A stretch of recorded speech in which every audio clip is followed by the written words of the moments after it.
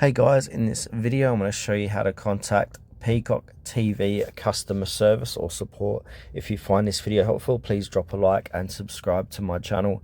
In saying that, let's just jump straight into the video. Alright, so what we want to do is open up a web browser, head on over to peacocktv.com, and what I've noticed, Peacock TV has made it super hard to contact their customer service on their web page here.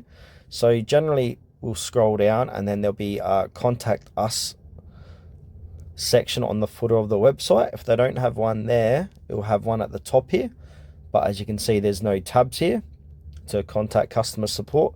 Even if I go ahead and click on help and scroll down the bottom, there's no contact us. So there's a workaround for this. So there's a website called, or just go to it here, so how to contact Peacock TV. If we scroll down the Google search results, we've got a site called Pissed Consumer, and they've got their phone number on their website. So what we can do is click onto pissedconsumer.com, and if we scroll down here, you can see they've somehow got their phone number. So this is their customer service number, so you can give them a call to speak to a customer service rep, or you can send a message and go through that way as well.